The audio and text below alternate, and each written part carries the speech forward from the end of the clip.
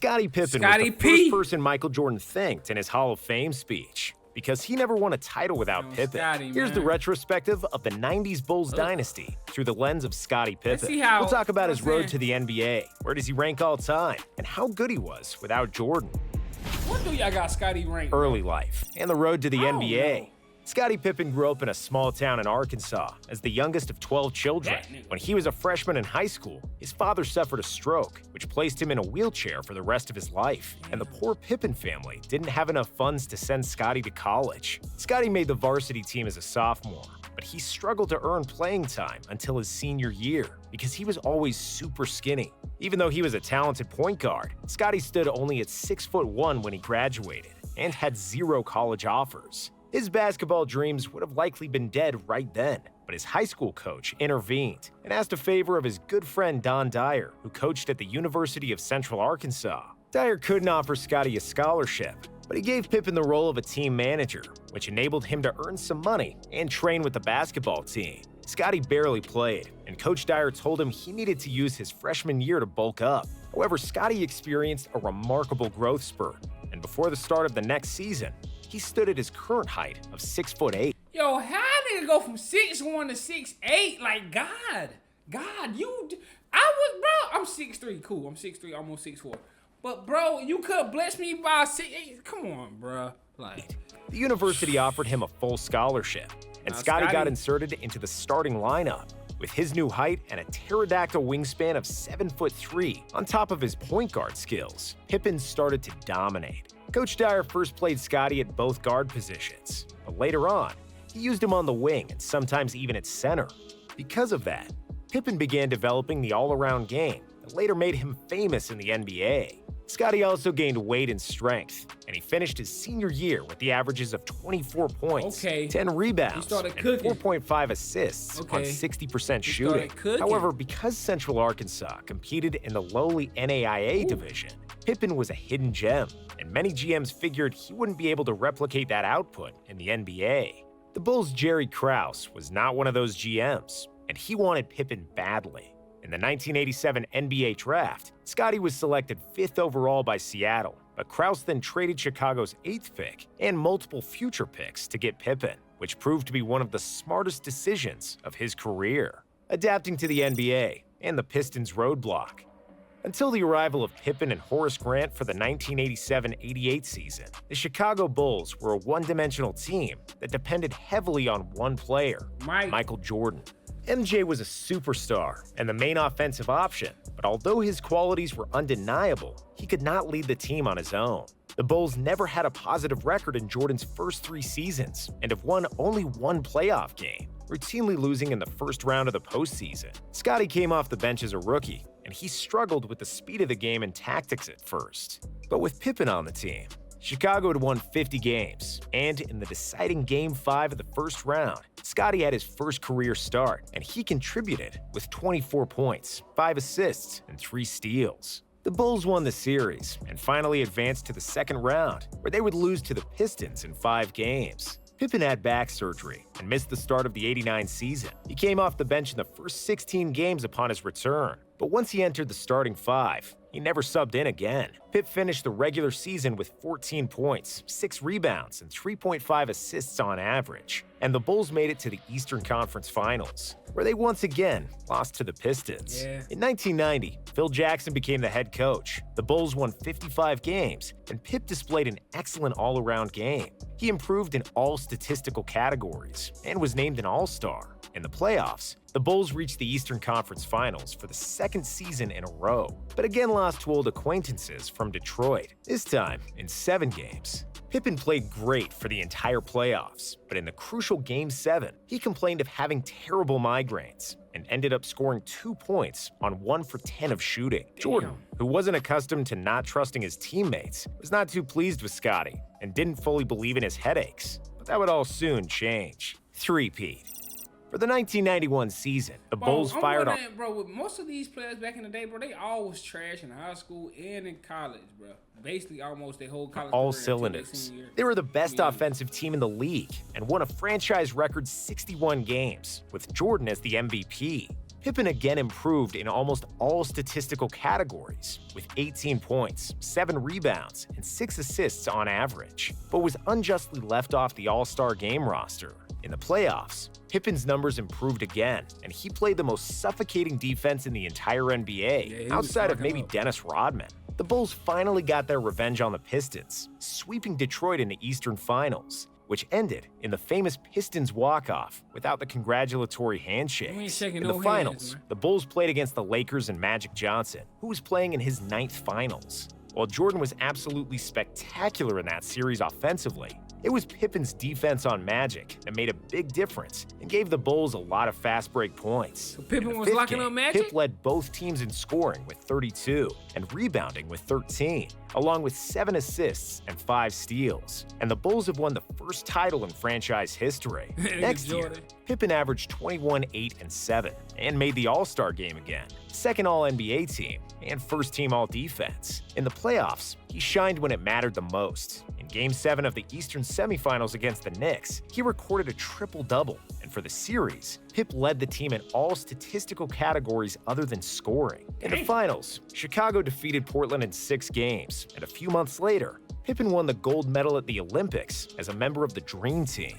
The Bulls entered 1993 fatigued and won 10 games. So Jordan won gold with Scottie, won championship. He ain't do nothing for real without Scottie. He really had less than the year before. However, Jordan, and especially Pippen, raised their games for the playoffs, where the Bulls reached another NBA Finals. Scottie averaged a near triple-double in the finals, with 22 points, 9 boards, and 8 assists in 6 games. Like always, he was tasked with the assignment of guarding the best opposing player, which in this case was Charles Barkley. Scottie delivered once again, perfectly doubling Barkley with Horace Grant, and then switching on everybody else when Barkley got rid of the ball. Defensively, he was in the prime of his career, and this series showed perfectly how instrumental Pippen was for the Bulls, despite Jordan averaging 41 points in the finals. Pippen's best season. After the death of his father and enormous media pressure, Michael Jordan retired from basketball before the start of the 1994 regular season. The Bulls added Steve Kerr, the most accurate three-point shooter ever, and Tony Kukoc, the best European player at the time. But more than anything, the Bulls now became Scottie's team. There were people who expected Scottie to become Jordan, shoot 25 times per game, and average over 30 points. But that was not Pippen's game, and he continued to play like he always did. Yes, he averaged a career high in scoring with 22 points per game, but he only marginally increased the number of shot attempts from the previous years, shooting at an excellent 49% clip, and his passing game didn't suffer. Pippen also notched a career high in rebounds in 1994, snatching 8.7 boards per game, as well as steals, with 2.9 thefts per contest. I never thought about trying to win MVP or do things as an individual. It never crossed my mind to try and lead the league in scoring. That's just not how I played the game, and it wasn't in my pedigree. Pip showed that he was an unbelievable leader, propelling the Bulls to a 55-27 record, just 2 wins shy from the year before, and the Bulls showcased a level of play that no one thought could be achieved without the services of number 23. Pippen was the All-Star MVP in 1994, the leading vote-getter for All-NBA First Team, and for the All-Defensive Team. And he finished 3rd in MVP voting. Tony Kukoc said that Pippen helped him tremendously in his first NBA season, and the entire Bulls team praised Scottie for putting the team on his shoulders and giving it all on both ends of the court. And it was Tony Kukoc who stole the show in the pivotal moments of Game 3 in the Eastern semis against the Knicks. The game was tied with 1.8 seconds remaining when Phil Jackson called a timeout. Pippen demanded the ball in the final possession, but Jackson drew the play for Kukoc. Pissed off and thinking that the coach doesn't trust him, Pippen refused to go back into the game. Kukoc did eventually get the ball, and he sank a beautiful turnaround jumper for the win. While everybody celebrated, Pippen was still sulking on the bench. He apologized to everybody. Hey, Pippen said, man, look, bro, if I ain't getting the ball, what we... when they got back to the locker room, and this was the only dark moment of Pippen's phenomenal season. The series was eventually decided in Game 7, during which Pippen scored arguably the most disrespectful dunk in NBA history over Ewing. But Ewing would have the last laugh, and the Knicks won the game and would later go on to the finals. In 1995, Pippen had virtually identical numbers as the year before. He led the league in steals and made the first-team All-NBA and first-team All-Defense. But the season will forever be remembered by the I'm back return of Michael Jordan. However, Jordan wasn't as effective as before, and also the Bulls lost Horace Grant. Bro, if I'm being real, bro, if Scottie would have had his own team for his whole career, bro, think about it, bro. Think about it. He could, was their best rebounder and interior defender, and Chicago lost to Orlando in the conference semis. Second three-peat. For the 1996 season, Jordan came fully prepared, and even more importantly, the Bulls replaced Grant with Dennis Rodman, a fierce defender and the best rebounder in NBA history. With their new Big Three and an excellent supporting cast, the Bulls won an NBA record 72 games and steamrolled through opponents to win their fourth NBA title. In 1997, it was much the same. Pippen scored a career-high 47 points against the Nuggets. The Bulls dominated the regular season with 69 wins and had very little trouble on their way to another NBA Finals. But in the finals, the Stockton-Malone-led Utah proved to be extremely tough, and the Bulls never scored 100 points in the series. Pippen tied the finals record in Game 3 with 7 made threes, and in Game 5, Jordan managed to give the Bulls a 3-2 lead with the infamous flu game, after which he collapsed into Pippen's arms. In Game 6, Pippen made one of the biggest plays of his career. With Chicago up by 2 and 5 seconds left, Scottie stole the inbounds pass, dove on the floor, and passed the ball to Kukoc for a game-winning dunk and the championship. Next year, which was thoroughly described in the Last Dance documentary, Pippen deliberately delayed surgery and missed the first half of the season due to a quarrel with the Bulls GM Jerry Krause, who wanted to trade Scottie on several occasions and wouldn't restructure his contract when it was clear that Pippen was the most underpaid player in the league. Pippen played through the injury the whole playoffs, and he mostly served as a decoy in the finals against Utah because his back was killing him and he couldn't shoot. Still, the Bulls bested Utah again, and the Bulls won title number 6. Later years, Scottie was sent to Houston to team up with the aging Barkley and Olajuwon for $11 million per year in a sign-and-trade deal. But other than a big payday, his lone year in Houston was a failure.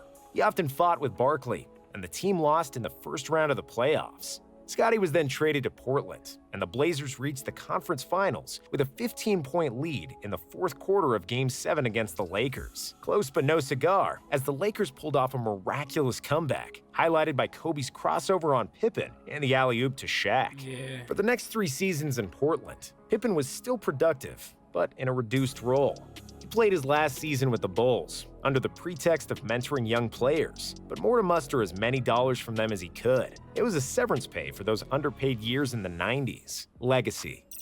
Along with Larry Bird, Scottie Pippen was the original point forward. He could pass like a point guard and score like a shooting guard and control the entire offense by himself. But unlike Bird, Scottie could impact the game without scoring a single point or dishing a single assist due to his brilliant defensive skills. His incredible lateral quickness and long arms allowed him to guard all 5 players during one possession, which was beautifully described in Kobe Bryant's Detail series. Pippen is underrated because he was always in Jordan's shadow, and understandably so. But if it weren't for Pippen, the Bulls wouldn't be able to execute full court pressure as they did. I ain't gonna lie, without Pippen, bro, they probably wouldn't have them shit championships. I'm gonna say it. Bro. Half-court ball distribution wouldn't be the same, and their transition game wouldn't be as deadly. If Scottie didn't play next to Michael, Jordan wouldn't be able to focus the majority of his energy on scoring because he knew that Pippen would hound the opponent's best player for 48 minutes. Pippen was the ultimate team player who could do everything on the court, and in my opinion,